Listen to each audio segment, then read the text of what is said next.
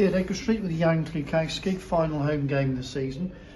First of all, let's have a look at the game today. How did you feel that went in terms of performance levels?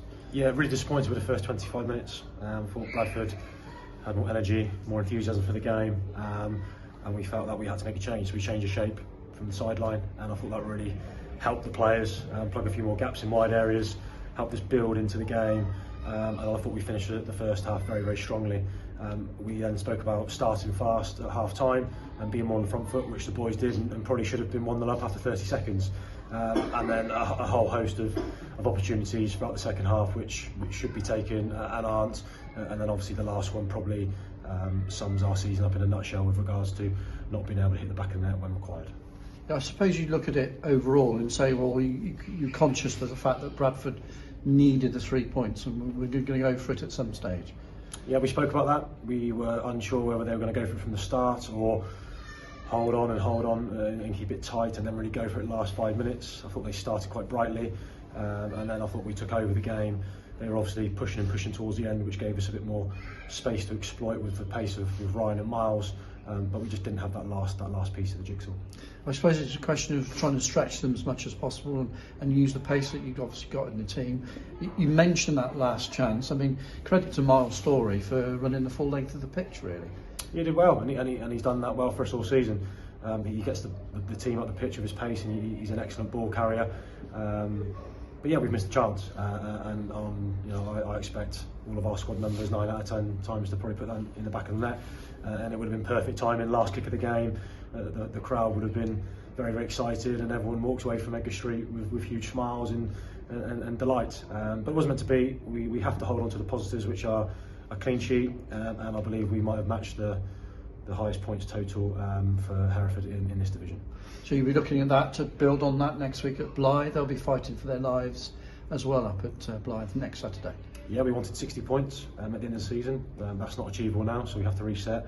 I believe we'll be looking for 58 points. We spoke to the players in the week about the integrity of the competition and making sure that we put a performance in, because if we were in the same position as other clubs, we'd expect them to be professional and perform properly. I believe we've done that, and we just haven't had that quality in the final moments. You talk about professionalism. I mean, I think you've exuded that a lot since you took over in difficult circumstances. How have you felt it? How have you adapted to it?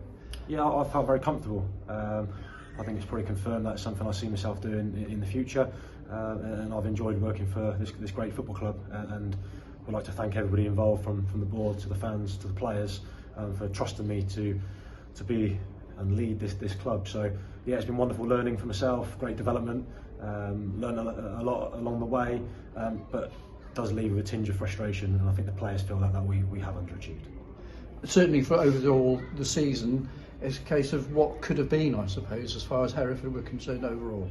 Yeah, I think the moments we've got really close to the playoffs, we've been hit with a significant injury list, or the game that stands out for me was away at Chorley, where if we win that game we go 1 point behind 7th place, and actually 1 point behind them, and I think it probably just dented the confidence very slightly, because really we should have been 5-0 up at half time, and if we win that game I think there's real momentum in terms of that last push. But look, we still had plenty of time after that game to potentially make the playoffs, but we haven't, and that's why I speak about a tinge of frustration with the quality that we have in the group. How close do you feel the squad is? Because obviously there's no out-and-out goal scorer out there, which every club wants. But if you can get hold of one, then you're going to be very close, as the squad is at the moment, I suppose. Yeah, I think that's the obvious improvement that is required. But I do think it's just been a funny season, because we have got goal scorers in the squad. They've just either not been in great form, or we've just snatched at chances that have become available. So yeah, I think it's been an odd season. Myself and Kevin and lots of people have been speaking about, I've never been involved in anything like it, in terms of the amount of chances we're creating, but not sticking away. So that, coupled with a bit more luck, and maybe another goal scorer at the football club, could be the difference. Have you spoken to Paul Caddis at all? Because he says he's going to stay in the background, leave you guys to it to maintain things for today and next Saturday. Are you likely to talk to him at all, do you feel? I haven't spoken to him yet. Open to speaking to him, just to kind of give a handover. I think that's the right thing to do, the professional thing to do. We'd like to congratulate him on his appointment, and I hope himself and the club does really well going forward. But yeah, like I said, I'm pretty sure there'll be communication over the next week with regards to certainly the players meeting him and potentially myself. Thanks very much for your time. You're welcome.